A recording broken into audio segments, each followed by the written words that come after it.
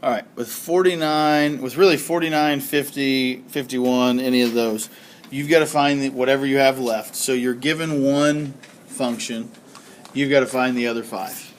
So whenever I do this, I have to make sure that I know where I'm looking at and what quadrant I'm in.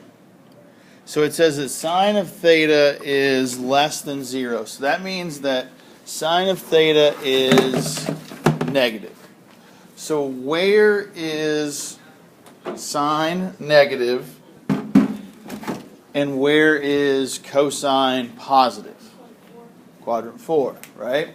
Okay, because I've got to use a little bit of my context clues here with 2 and 5 and it being positive. So sine is positive.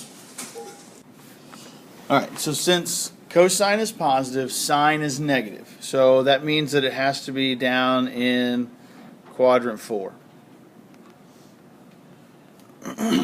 Now, to be perfectly honest with you, it's really up to you as far as making sure you... For me personally, I would just do everything in quadrant 1 and then just know that if it's in quadrant 4, that the only thing that's positive is going to be cosine. That means that tangent's going to be negative.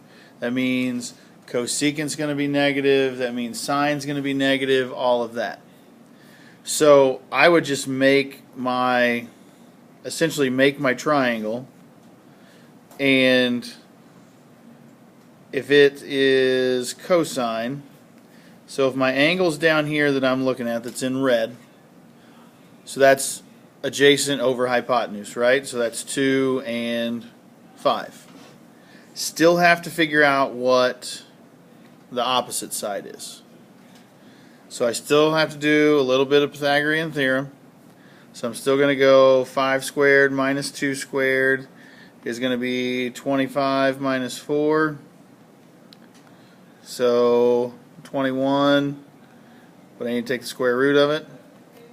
So that is the square root of 21.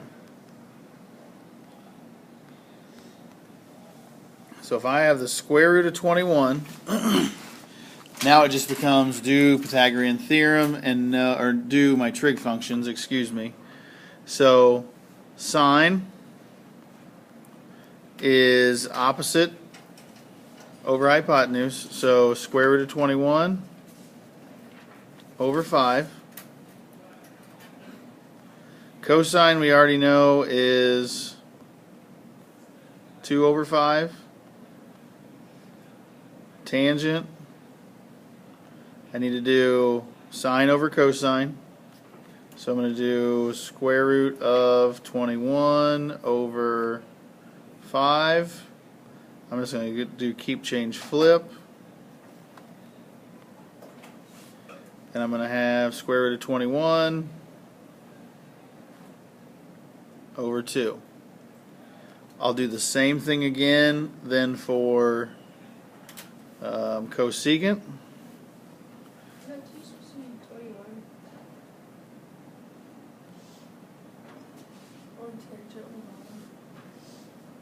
No, because tangent is sine over cosine. So I took sine divided by that.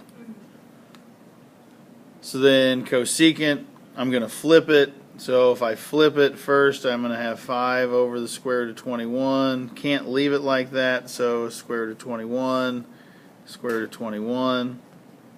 So cosecant, is 5 times the square root of 21 over 21. I'll do the same thing with secant. Secant's going to be easy because it's just 5 over 2. God bless you. And then cotangent. Same thing, flip that. So I'm going to have 2 over the square root of 21, rationalize it. So 2 times the square root of 21 over 21.